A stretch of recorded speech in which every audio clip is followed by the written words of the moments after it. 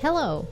It's been a while since I've done one of these, but I thought I would finally sit down and update you on everything that's been going on.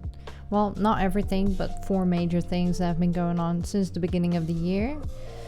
I kept on saying that I was gonna do a vlog, and then my brain did not want a brain.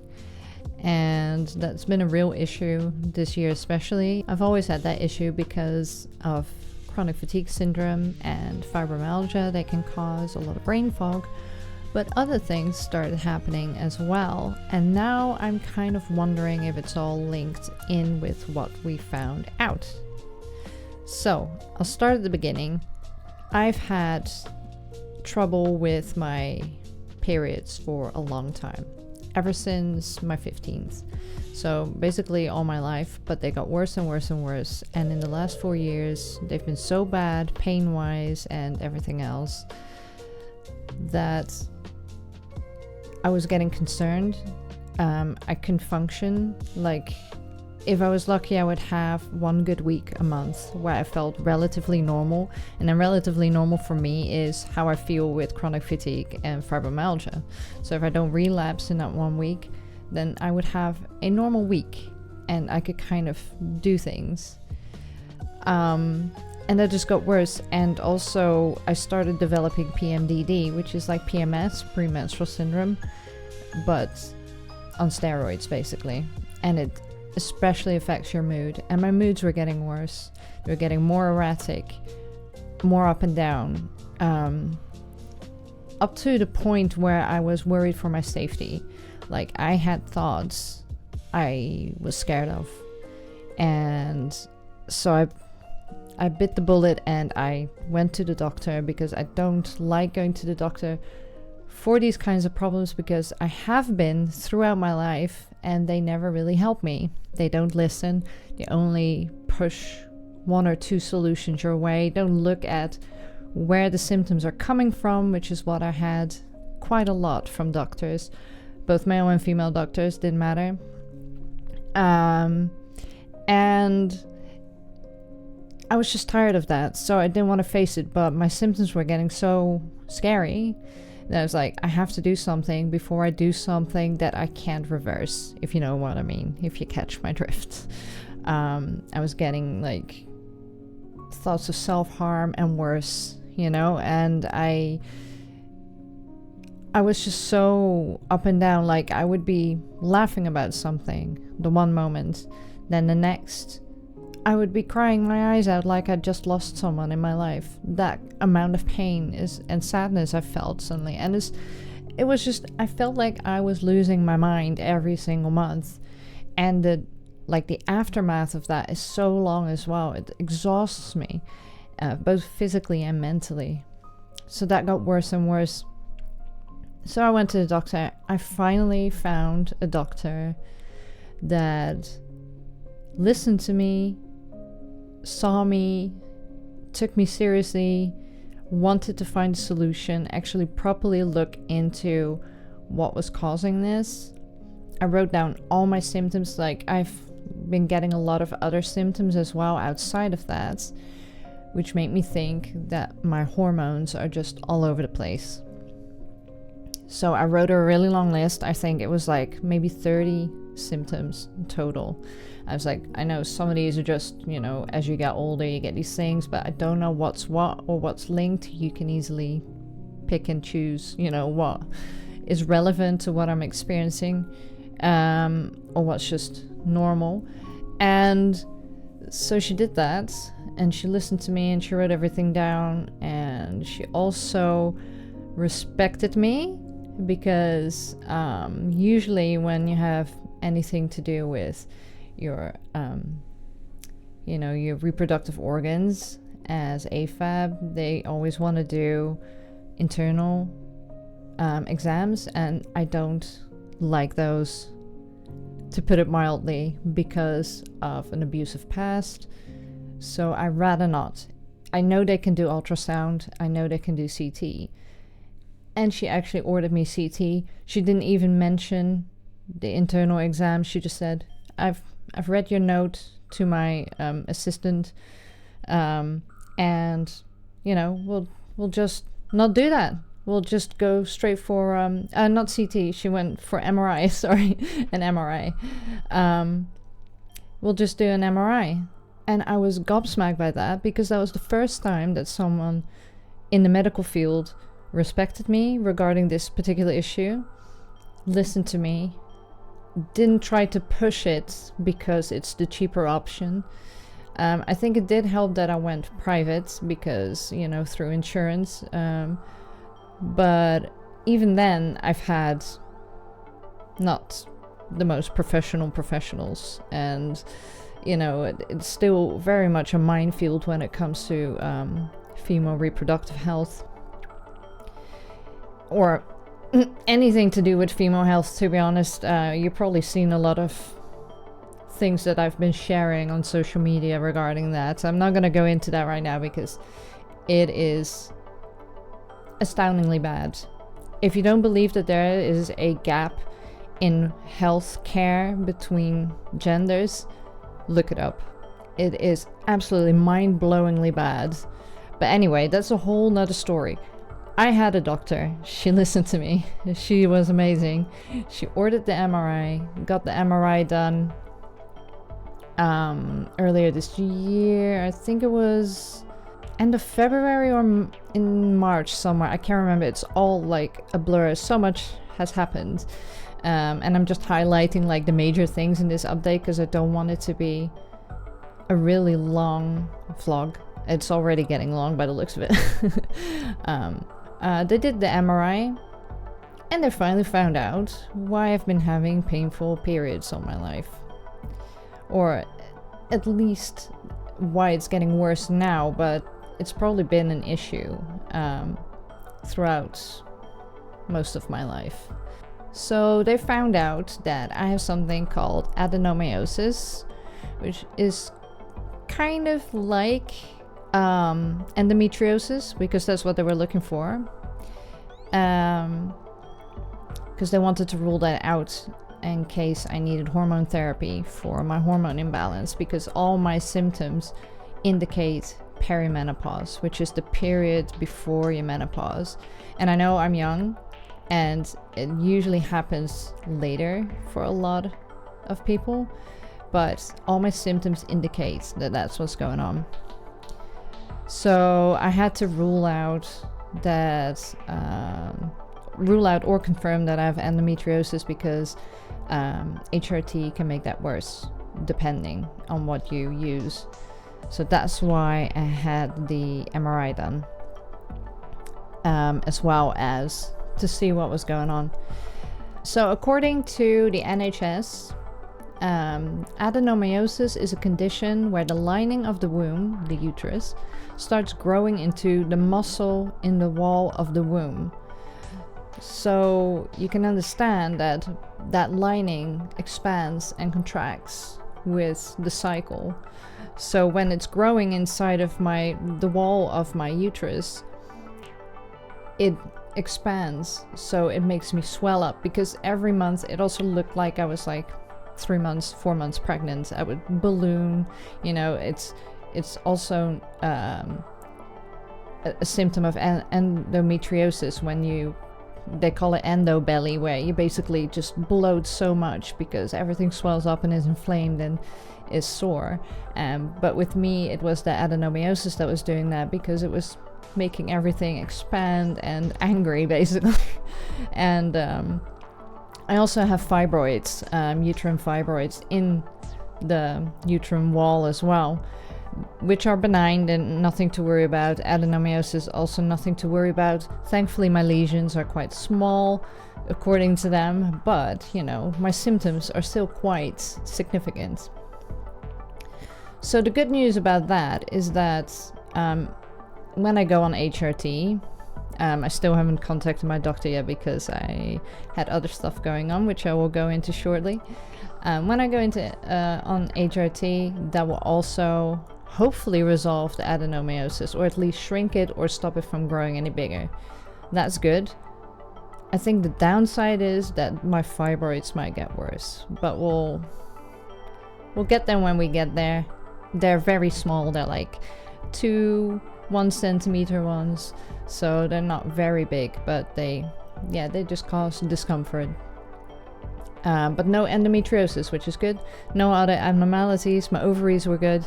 Everything else looked good. So that was a great relief, because I was really scared of thinking maybe I've got cancer, or maybe I have some other growth that's going on. Or maybe I do have endo, but I wasn't too sure, because I've heard a lot of stories of people who have endo, and I don't think that I'm anywhere near that bad. So yeah, I can only imagine what people with endo go through. It must be horrendous. Anyway, so that was the first thing that was going on this year.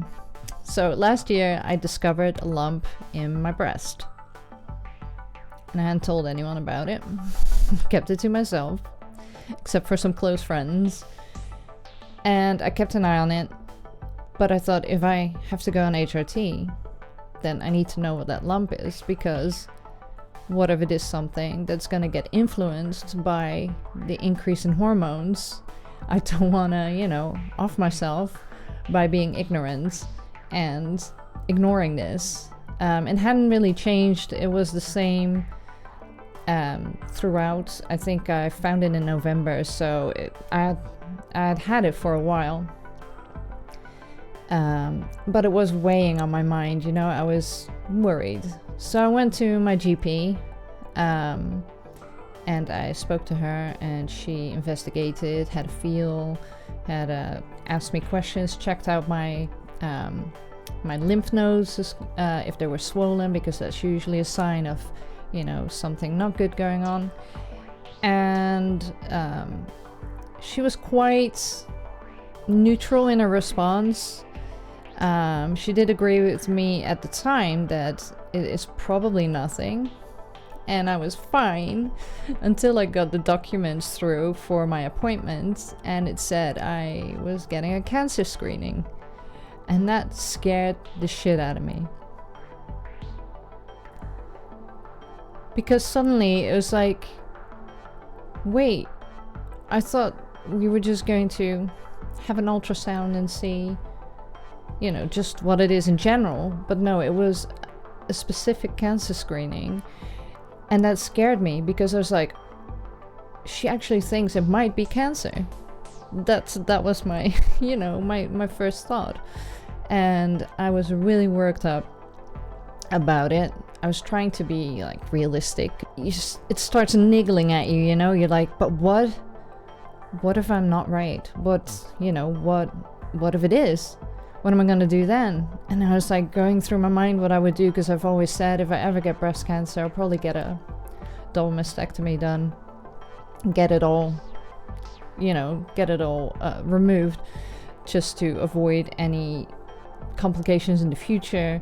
And then I was thinking about that, and I was just, I was years ahead in my mind with recovery and what I would do, and would I get them filled back up, or will I get flat chest, or it was just spiraling out of control. So I was dealing with all those thoughts as well. And then I went to the breast clinic in Bristol.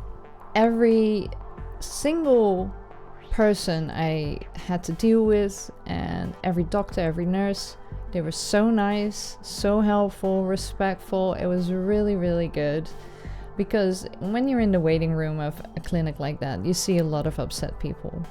And you can tell some of them have had bad news. Some of them are dealing with long-term problems, conditions or whatever. And some are new, some are really young, some are old. It's a whole mix, and there's just this atmosphere.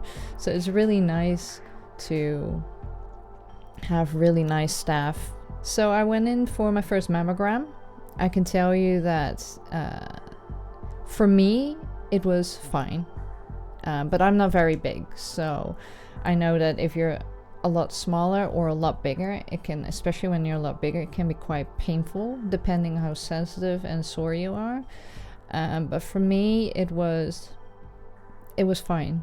I didn't really mind it at all. It's a bit awkward because you have to position yourself into the machine and whatever, but it's also quite interesting if you have a scientific interest in that kind of thing like I do. I really wanted to see the photos and stuff like that, but I couldn't.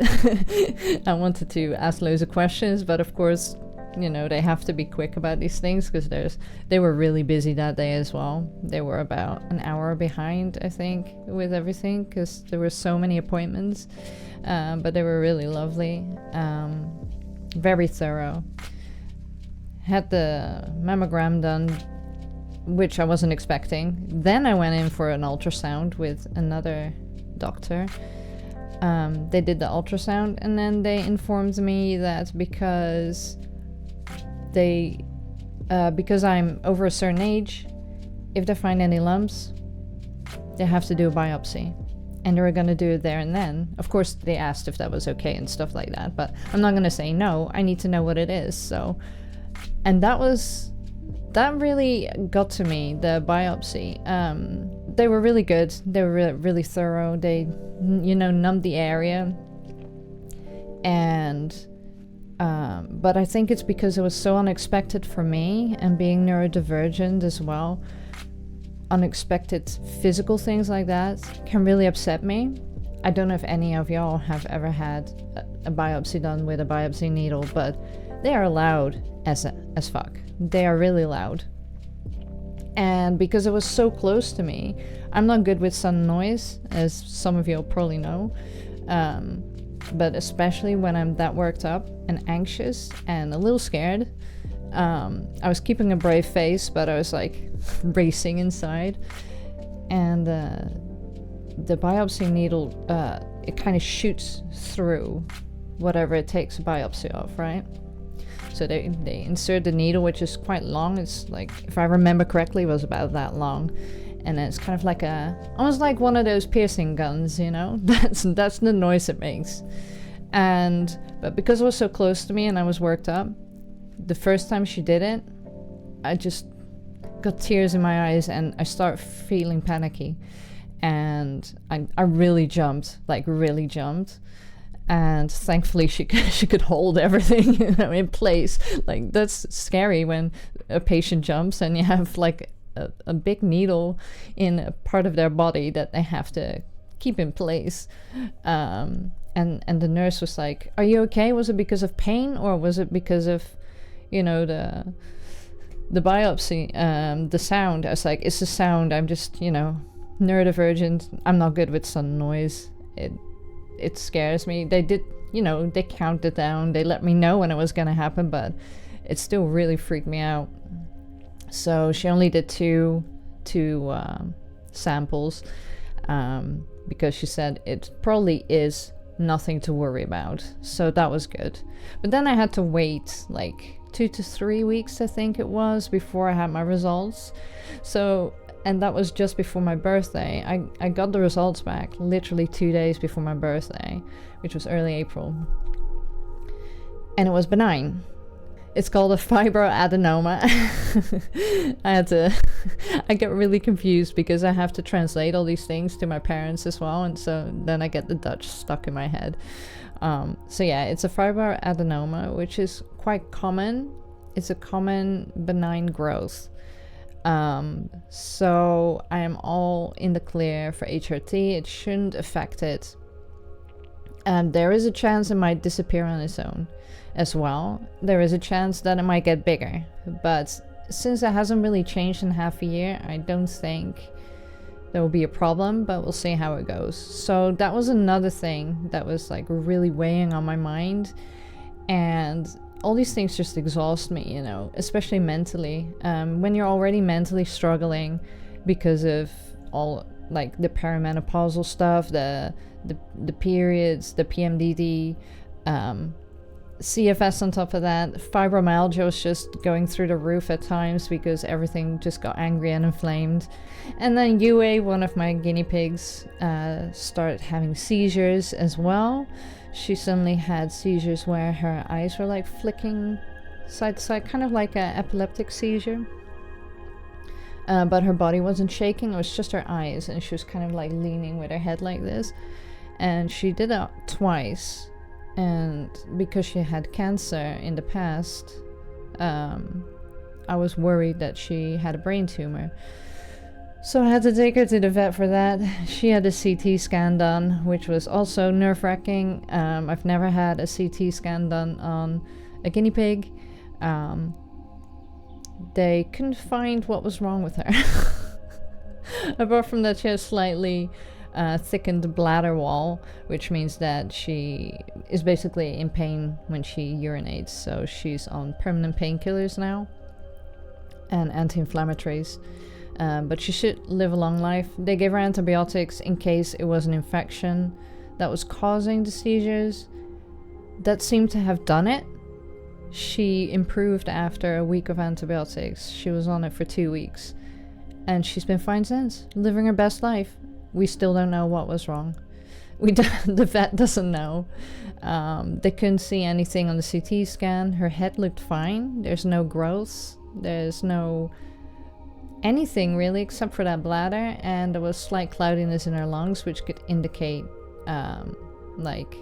airway infection, but that wouldn't cause seizures. So it's very strange. But whatever it was, the antibiotics kicked it out of her system and she's fine. So yeah, I have a bunch of life-changing stuff going on. Hopefully I'll start HRT soon, which will improve a lot of stuff, especially the brain fog. I've spoken to other women in AFAB about this that have gone through the same thing, where they had all these symptoms, and as soon as they were on HRT, when they find the right dose, because that's also going to be a thing, you have to find the right dose to see what helps, to see what works. And they said the brain fog disappeared, the moods evened out, physically you feel better, because there's so many physical changes that I've been going through, and it's just so much to deal with, and it's just incredible how little help there is out there for this kind of thing. And I'm glad that more celebrities and public figures are putting the spotlight on perimenopause and menopause and endometriosis and all those issues that so many are dealing with right now, and have been dealing with, but never had enough support for. Because I was talking to my mom about this, and she said that she never had any help when it came to the menopause, and she didn't even know about perimenopause. She didn't even know it was a thing. So yeah, hopefully once I start my treatment, things will look up and I will be a lot better, and I can be more consistent. And like I said in the beginning, I think it might be linked to a lot of other things that I'm dealing with. I think there's always been a hormonal imbalance for me, because I always had kind of the symptoms that I have now, but now they're just amplified, like really amplified. So if everything evens out and I get a lot better, that would be the ideal scenario. But for now, I'm just thinking it will lessen the brain fog. It will give me more energy, more mental energy, hopefully a little bit more physical energy, because I'm more active than ever. Like, I go hiking almost every week. I worked so hard for that, having chronic fatigue to do that, and having fibromyalgia to do that, and stick to it. It took 2 years, but I can do it. And, I push myself further and further with these things. But then still be mentally and physically exhausted every single day, even though I am fitter and I'm more able. That is the most soul-crushing thing. It really is. It really gets to me. I don't like how lackluster I am, how often I have to not upload, how often I have to not stream, how often I'm subdued because I don't have the energy or the time, because I got up late because I didn't have the energy to get up at a normal time. It sucks. And I know, there are worse things, but for me, this is my reality. And when you're chronically ill, because I've been chronically ill most of my life, when You work so hard towards getting better, and then you suddenly see it going back down, and there's nothing you can do about it, or you think there's nothing you can do about it. It is, you kind of give up hope for the future, because I'm still young, you know, and I don't want to live like I am. I know 80-year-olds that are in better shape than me. I know 80-year-olds that are in better shape than me, have less issues than me, and it's so crushing. I don't have the words for it. And those who are, you know, in similar situations understand. But it kind of feels like everything gets taken away from you. But there's hope. I'm trying not to be too hopeful, because so much is riding on this treatment, and a lot of people around me are putting so much expectation on it that it makes me anxious. Like, what if I disappoint again? Because that's another thing about being chronically ill and having mental health issues as well, is that you always feel like a burden, a disappointment. You feel flaky, you feel useless. And then when there's a treatment like that, then it kind of amplifies that as well, that feeling, especially if it doesn't work or it gets worse. Oh, man. It's a minefield. But yeah, so that's what I've been dealing with. That's why I've been so sporadic, even more than usual. Hopefully it will get better. I'll keep you up to date. For now, everything seems to be okay. There's stuff going on, but it's not bad stuff. It can be treated, hopefully, and I will start that soon. Also, I'm still in therapy. I started therapy earlier this year as well, so that is a big thing. There's another thing that's exhausting me, is therapy. And I think it was, my last session, which was Tuesday this week. We actually had I had a little bit of a breakthrough. We had a breakthrough together to know what my issue is. I have a very problematic past, trauma, abuse, stuff like that. And that resulted in a lot of problematic behavior throughout my teens and my 20s especially. And a lot of problematic people in my life that are no longer in my life.